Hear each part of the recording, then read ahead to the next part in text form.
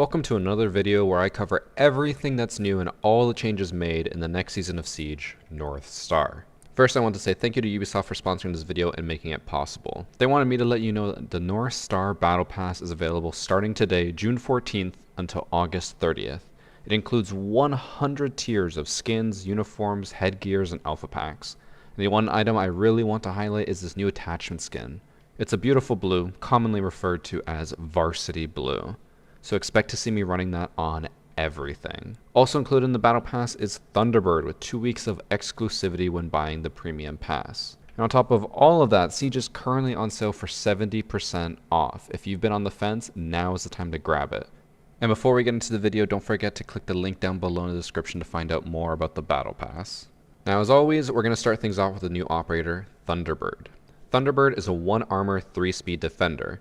And in the last 3 years, we've only had 3 defenders come out that are 1 armor, out of a total of 12. So this is pretty rare to see a fast defender again. But let's get into her gadget. Her gadget is a Kona station, of which she gets 3. These stations can be placed on the floor pretty similar to a mute jammer. Once they've been placed, they have to charge for 5 seconds before they can be used. So it's not immediately useful like an ADS. And then what these stations actually do is that they'll heal anyone who walks into their radius for 30 health. And a few important things to note. They work on both defenders and attackers, so you want to be careful where you place them. When they heal a downed player, the player can get back up. It's not like Doc or Finka where they automatically get back up, they have to press another button in order to get back up. It can also overheal you. However, if the player is already overhealed, they won't be healed again until they're at 100 health or less. So standing on top of 3 of them is not going to overheal you to 190 health. Now once it's done one of these actions and has healed someone, it will go on cooldown for about 35 seconds. One important thing to note is that you can trick the gadget. What that means is if you need a lot of heals and you only have 1 station, you can get healed, pick it up, put it back down, and then receive another heal instead of having to wait 35 seconds. I'm not sure if this is intended or not, or if it'll be patched later. Ubisoft hasn't said anything about it, which leads me to believe that it is intended. Now these stations are pretty smart. They have a built-in system to determine who gets the heal, and it's kind of like a priority hierarchy. Now keep in mind, we haven't been told exactly how it works, but generally, if we're understanding it correctly, there's a few factors. It will always heal defenders over attackers, assuming both of them are within the radius. And then after that, it'll always prioritize a downed player over a non-downed one. And then lastly, let's say it's 2 defenders inside a circle, neither of them are down. It will prioritize whoever is lowest on health. So you don't have to really worry about someone stealing the heal from the station if you both get inside at the same time. Now because the station will automatically heal someone as soon as they're eligible and within the radius, it's important to think about where you place them. You don't necessarily want to place them right next to where someone's going to sit the entire time, because then it's going to overheal them and go on cooldown, and it might not be available when they actually need it. And because of the super long cooldown, you want it to be available as soon as you do need it. Now since the season is completely brand new, it's going to be really hard to tell where the meta will be with them. My general prediction is that we're going to see most people who run Thunderbird will put 2 of them on site for anchors, maybe not in super popular corners, just a bit off to the side. And then the last one they're going to put somewhere on an off-site hold, kind of how Surya gates work with Aruni. Now the last thing we'll talk about with our Kona station is the destructibility, which normally we wouldn't really have to talk about, but because of how many things have been coming out that are indestructible, we kind of have to mention it. Her stations are completely destructible. Bullets, explosives, anything like that will destroy it. So don't worry, we're not going to have to be bringing a shit ton of explosives just to deal with Thunderbird stations. Now moving past her gadget and onto her loadout. Thunderbird actually has an incredibly strong loadout, which kind of makes sense since her ability itself isn't that strong. She has 2 primaries, the Spear 308, which is normally Finka's, and the Spaz 15, which is normally Cavs. Now both of these are very strong primaries in their own right, but once you see the secondaries, then it makes them even better. The secondary she has are the Bearing 9 and the Q929, which you don't even have to worry about the Q929 because the Bearing 9 is going to be king. It's also receiving a buff this season, which we'll go over later, so it's going to be an incredibly viable sidearm, especially alongside the Spaz 15. You can have the Spaz 15 for close range combat and destruction, and use the Bearing 9 for long range battles. So Thunderbird shotgun room is going to be pretty strong. Moving on to her secondary gadgets, she has impacts and nitrocell, which if I'm going to make a prediction, I think she's going to lose the Nitrocell and get proximity alarms instead at some point throughout the season. I just think the Nitrocell is just too much on top of all the fragging potential she already has. So that's it for Thunderbird's loadout and her gadget. And now I'm going to talk a little bit about her overall. I talked about Thunderbird on the panel review and said she was an underwhelming operator overall, which I will say I stand corrected. She is a very strong roamer and can actually destroy attackers. However, I can only see her being picked a lot in Plat 3 and below. The reasoning behind that is that once you get into Plat 2 and above, it becomes a lot like competitive play, where it's all about utility clearing and extended holds. And while Thunderbird can help with the extended holds, she brings absolutely no utility. In other words, stuff like shields, projectile destruction like ADSs and magnets, stuff like that. So if you're going to go utility meta, she isn't really beneficial for that. I could see her replacing operators like Vigil, who still see a lot of play in the higher levels and in competitive play, because Vigil doesn't bring any utility either. However, what Vigil does bring that Thunderbird won't is that he can waste a lot more time. With his gadget, he can stay in hiding, and wasting even 30 seconds can be huge. Thunderbird can't do that. So I do stand by my original point that I don't think she'll be that impactful, but I think that's only the case in the higher ranks. Now keep in mind, it's still super early. I could easily be wrong. For example, when Mozzie and Gridlock came out, we all thought that they were going to be absolutely useless, and now they are incredibly strong operators. So we'll just have to give it some time and wait. But that's it for Thunderbird. Let's move on to some more changes coming this season. Now we're going to go over some balancing. These are the big changes coming this season. And first up we have Melusi. It's been a long year since Melusi came out, but she's finally being nerfed. Her Wobubs will still work exactly the same way they do now, except now you can actually shoot them to destroy them instead of having to melee them or use explosives. Now I know a lot of casual people are going to see this and think she's absolutely useless, but she isn't. The Wobubs can still be used as sound indicators so you know when to swing. The person will have to decide whether to aim at you when you're swinging or the gadget, making them a sitting duck. The Wobubs also aren't immediately vulnerable. Once someone's within their radius, they take time to open up and then they can be shot. So one of the attackers has to put themselves at risk just to activate it and maybe destroy it. So I can still see a lot of people using explosives to clear it out just to make life easier. I do think that with this change, Melusi is no longer going to be the second most banned defender, because now she will no longer be completely oppressive. Instead, I think we'll see her between the 5 to 10% ban range. Next operator we're going to talk about is Smoke. Most of you are probably familiar with the frustrations of being hurt by Smoke's gas canisters through walls. Well, that's no longer going to be the case, as they are now going to properly be stopped by surfaces. They're also changing it to do flat damage instead of scaling up and down like it did before. Now it'll just always do 15 damage every 0.66 seconds. The animation and the sound has also been changed on the gadget, which if I'm being honest, I'm not that big of a fan of this change.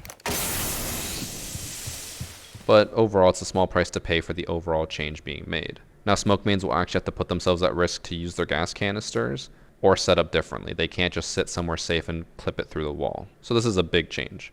Next is another pretty massive change, and I've seen a lot of people get upset at this, but we're going to talk about it, and I'm going to tell you why it's not that bad. They have added shattered glass into the game, which means that when stuff like Mira windows or Maestro turrets are punched, the glass, the bulletproof glass in the front, will now shatter. This completely blocks all vision through the gadget. For Maestro to be able to see, he'll have to open up his turret. Otherwise, it's completely blocked. Mira, you really can't do anything once it's been punched. It's just useless. This change is also happening for bulletproof cameras. They'll now be melee resistant on the front and just have shattered glass. And I kind of hinted at it before, seen a lot of outrage over this change. People are saying that Mira is now going to be absolutely useless.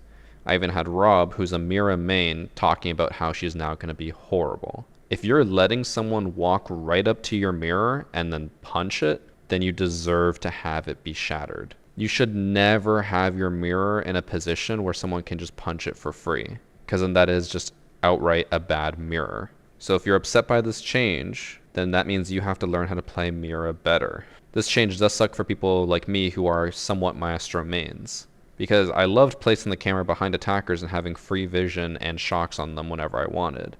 But now all I have to do is punch it to make it blind, and it's not as useful.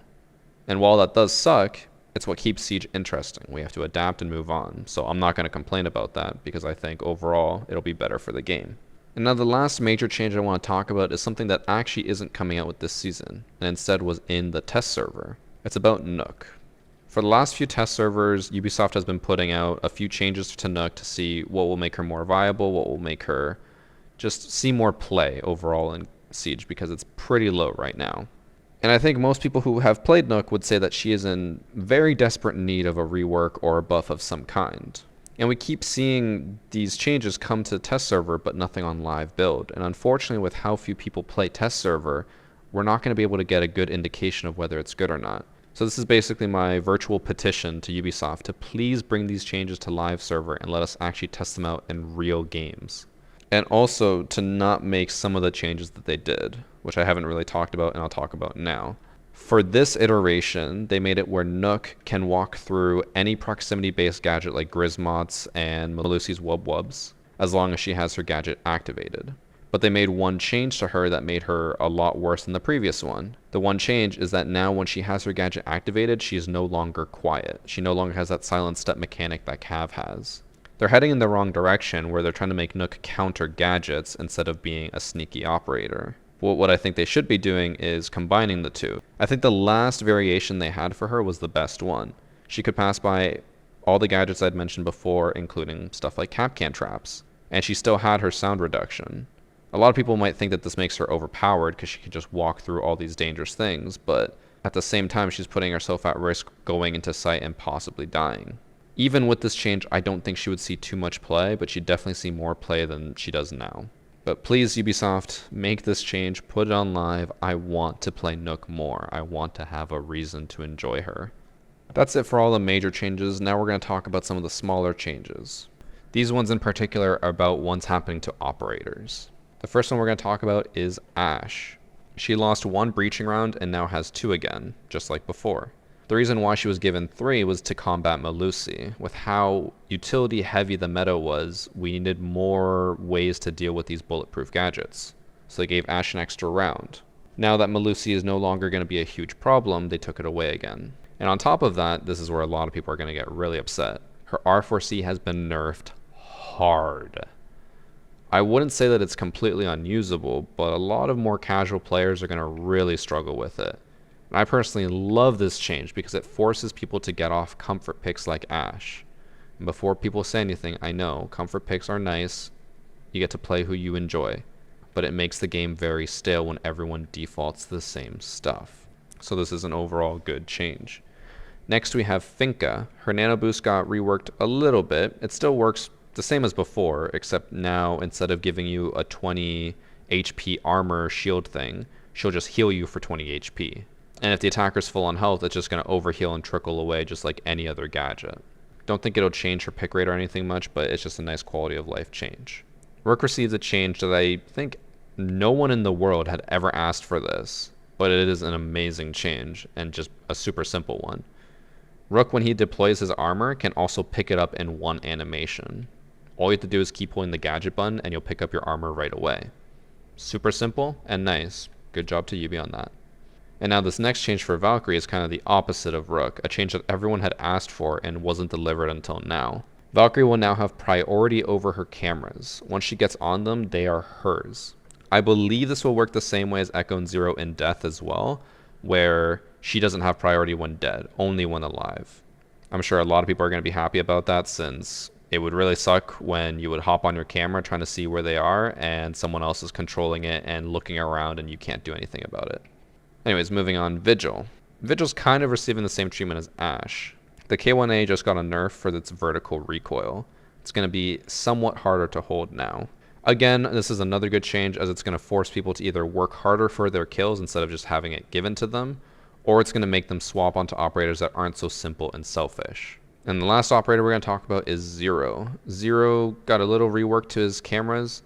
Now they're going to have recharges kind of like Twitch drones. You get a new shot every 15 seconds and it has unlimited ammo.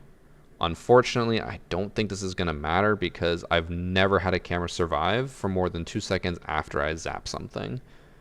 So if you manage to get multiple zaps off with a camera, I will be in shock. But that's it for the operators. We still have 2 more balancing changes to talk about, but this time it's for weapons. First up is the Bearing 9, which I had mentioned earlier. It's going to be easier to control overall. Instead of randomly kicking left and right, it's going to be more consistent and it's going to be closer to the center. This is going to make it pretty strong now since it fell from grace hard last time. And if I can use it on the test server and actually get kills with it, I think you guys should be doing amazing with it. And the next weapon is kind of the same boat. SMG-12 got buffed. The recoil isn't going to be as bad anymore, specifically the vertical recoil. And then for the horizontal recoil, it's going to be more consistent and favor more towards the left side instead of going random left and right. They also reduced the kick from the first shot, so it's not going to be just a huge jump right off the bat. And now with these two small changes, people can stop crying about SMG secondaries being nerfed too much. Next category for us to go over is UI changes, because this season brings a lot of very different UI changes to the game. Some that I'm a fan of and others not so much. The first one we'll talk about is the death animations, which I am very much not a fan of. When you die, it'll pan to the thing that killed you, whether it's a person or a gadget. Then it goes through these weird transition things to show who killed you or what killed you. Then it shows the kill cam, and then it shows the spectating mode with these weird graphics and animations. And I understand why they're doing it. They're trying to break it down to be easier for people, but it's just too cluttered. You don't need these graphics and animations popping up on the screen for every little thing you do. The one part that's nice about it is that as soon as you die, you can skip, so you don't have to just sit there watching what killed you, and you can go straight to the kill cam to give a call out as soon as possible. Whereas before you had to wait a few seconds and then you could skip the kill cam if you wanted. So a bit of good and a bit of bad in that. The next UI change is for bodies, and this is a change that I absolutely love. When a player dies, their body is going to disappear after a few seconds, and in its place will be the operator's icon. It's not too intrusive, and it's a huge step up for the game. The reason why it's such a big deal is because before this, bodies were client-side. So sometimes when someone was dead, the body would be in different positions for different people. So someone could kill you because on your screen, there's a body in the way and you can't see them, but on their screen, they can see you clear as day. And stuff like that is not good for the game. So this is to try to combat that. And I know a lot of people are going to complain because they like to complain about this stuff, saying it's not realistic, it's very jarring compared to the rest of the game. That's fine. Even Ubisoft themselves said they know it doesn't look good, but it's a better option than just having bodies blocking people for some people and not others. It overall evens the playing field. Next change is for the scoreboard, which I am both a fan of and also not a fan of. The scoreboard received an overhaul that I think is just a little too much. I don't really know how to describe it other than say that. It's just too much. I think I would like it more if there was a night option for it, because right now it's a little too bright. And the one part that I am a big fan of is the round recap in the middle. It's a pretty helpful tooltip to see what rounds were won and how. Personally, I think this option should be something that you can toggle on or off in the settings. And then another nice little change that they added was that the banned operators will appear on the right of the scoreboard. It's not really necessary, but it is just helpful when you're trying to remember if the enemies are going to have a Thatcher or not. Then you can check the bans right there to know if he's banned or not. So honestly, just add the night mode and I'd be fine with the new scoreboard as it is. This next category is called Amazing Changes. And the reason why it's called that is because we have a bunch of changes coming to the game that I didn't really know how to categorize, so I just put them under this because they're all really good changes. First one, which is a big one, bullet holes are now gone. Yup. You're no longer going to have to worry about dying to bullshit pixel holes that are impossible to see from further than 5 feet away. This is probably one of my favorite changes this season, because it really cements the fact that the devs want you to be able to win using skill instead of just cheesing for kills. There should never be a situation where you can kill someone because you can see them clearly and they can't see you at all. That is just not fun for the game. Something new that's coming this season that's also really amazing but isn't really a change. There's something else that I really want to add here and to note, but it's not really a change. What I'm talking about is the new weapon skin. The new seasonal weapon skin is probably one of the nicest ones they've released recently. The only one that I would say would be better is the last one from Crimson Heist. And if Ubisoft keeps it up, we're finally going to have skins that can actually compete with the first 2 years of skins. Which is weird because in most games, normally the skins get better and better as time goes on. In Siege, that has not been the case. They keep getting worse. Until now. I really, really hope that they keep this up. Now, one of the last things we're going to talk about is just generic other changes coming this season. Again, not really sure how to categorize a lot of these things, so I just threw them all into the other changes category. First big one is that flash hider and compensator are being reworked, which means that essentially the recoil for a lot of guns in this game are going to be completely different. Before, the flash hider would mainly help with vertical recoil and then some horizontal, and now it only affects vertical recoil. And before, the compensator mainly helped with horizontal recoil and then some vertical, and now it's only going to do horizontal recoil. So now both are going to be better at what they do instead of just both being mediocre. This is a change for the better, and while it sucks having to learn all these new recoil patterns, it's going to be better because new players will actually be able to understand what these do. I'm sure most of you are in the same boat when you just run flash hider or muzzle brake on everything, and you're not entirely sure why. Most people just do it because others do it. Next change that probably isn't going to be that popular is that the squad MMR restrictions are going to get a little more strict. Currently, you can only squad up with people if you are within 700 MMR of each other. But if one of those players hasn't finished their placements yet, it doesn't matter. It just lets you squad up with whoever. Now it'll actually take your MMR into consideration even if you are unranked. I believe this change was mainly made because players were abusing the system, where they basically have accounts that haven't done their placements yet, and they'd just be in like copper level MMR, and they'd play with diamonds. This way they'd get super easy matches with like golds or silvers on the other team, and they can just boost the diamonds further and further up the ranks. It's important to note though that nothing is changing for unranked or casual. This is strictly a ranked change. I do think that the restriction of 700 MMR is too low, because in Platinum, it basically means that a Plat 3 cannot play with a Plat 1. That's kind of stupid, but I'm sure they'll tweak it a little bit to make it better. Next change for this category is that abandoned penalties are being updated. Currently they start at 30 minutes, now they're going to be changing to 60 minutes, and they escalate to 2 hours, 1 day, and 2 days. I want to say that overall this is a good change, because if you abandon your match, you shouldn't be allowed to just hop into another one pretty quickly. But with how unstable the servers can be, and you accidentally get banned, a 1 hour penalty is pretty rough. This is where I can throw in my controversial take that a lot of people always hate whenever I say. Personally, I think there should be abandoned penalties in casual as well, because you shouldn't be able to just leave the game whenever you want. It's kind of dumb. But we can leave that on the side for now. For now we're talking about ranked. This will basically just make it where if someone does leave your game, they basically just have to stop playing Siege for the evening or take a long break, which is good. And on top of that, they're making it where the penalties reset after 7 days now instead of 2 days. So before, if you raged quit on Monday and then raged quit on Friday, you'd get 30 minutes each time. Now if you rage quit on Monday, you'll get a 1 hour ban. And then if you rage quit again on Friday, you'll get a 2 hour ban. And then if you rage quit on Saturday, then maybe it's time for you to try a new game instead of Siege. Now the last small change that we're going to talk about is the diffuser. This is one that I'm kind of on the fence about. The diffuser no longer gets automatically picked up. When the diffuser is on the ground, it'll no longer automatically be picked up. You have to walk over to it and press the interact key in order to pick it up. And if you want to drop it, you have to press a different key. You have to press your scan key, which for me is X, and then it'll drop the diffuser. The reason why I'm not a big fan of this is because it kind of makes the game feel clunkier. I personally was a bigger fan of the previous change they had, where it still dropped the diffuser the same way, but you had the option to either automatically pick it up, or you could hold your interact key to pick it up from a distance. That way, if it got stuck somewhere or in a spot that's not really safe for you, you can still pick it up. I prefer that over this version, but they're both decent. Now the absolute last change that's going to be coming in North Star is the map rework for Favela. And now normally this is where in the video I would go over the map and tell you everything that has been changed, but honestly the rework is basically an entirely new map. It's not really possible to say this became this because almost nothing is recognizable. And I've personally only ever played it once and was pretty lost on it because of how different it was. So it doesn't really feel right for me to go through and tell you what's happening on the map when I haven't even really looked into it. Now that being said, I have heard a lot of really good feedback about it, some people even wanting it to be added into ranked. For that, I'll let you guys decide on it because I don't have any stake in that. If it was added to ranked or unranked, then I'd probably have tried it more. I just personally don't play casual. That is it for the changes coming in North Star. Before we end the video, I want to say thanks again to Ubisoft for sponsoring this video. Don't forget to grab the new Battle Pass available from today until August 30th. You'll get immediate access to Thunderbird and be able to earn a huge amount of cosmetics. And also don't forget that Siege is currently 70% off, so grab a copy while you can. Thanks for watching guys, I'll see you tomorrow with my placement matches. Take care.